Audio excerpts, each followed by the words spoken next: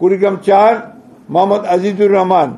সোমবার গুলশানে বিএনপি চেয়ারপারসনের কার্যালয়ে এক সংবাদ সম্মেলনে প্রার্থীদের নাম ঘোষণা করেন দলের মহাসচিব মির্জা ফখরুল ইসলাম আলমগীর। প্রার্থী তালিকা প্রকাশ করার পরই উৎসবের আমেজ দেখা যায় মনোনয়নপ্রাপ্ত নেতাকর্মীদের মধ্যে। তবে বিএনপির নির্বাচনী পালে শীতল হাওয়া না লাগতেই মনোনয়ন বঞ্চিতদের অগ্নিসংযোগে উত্তপ্ত হয়ে উঠেছে রাজনৈতিক অঙ্গন।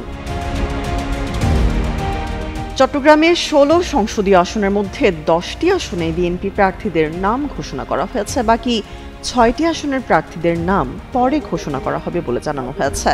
অধ্যাপক ডক্টর মোহাম্মদ মাইনুল হাসান সাদিক।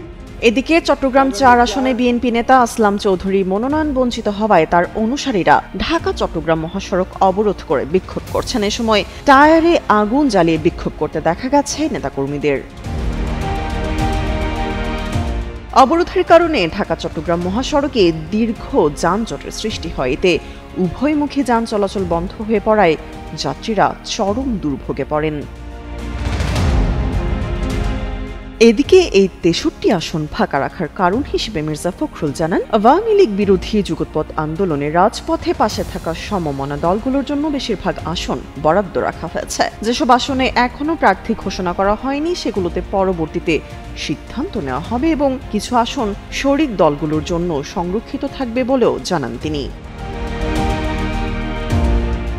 এছাড়া বেশ কয়েকটি আসনে দলের মনোনয়ন প্রত্যাশীদের মধ্যে সম্ভাব্য বিশৃঙ্খল পরিস্থিতির শঙ্কা থেকেই প্রার্থীর নাম ঘোষণা স্থগিত রাখা হয়েছে বলে জানিয়েছেন দলের মহাসচিব মির্জা ফখরুল ইসলাম আলমগীর।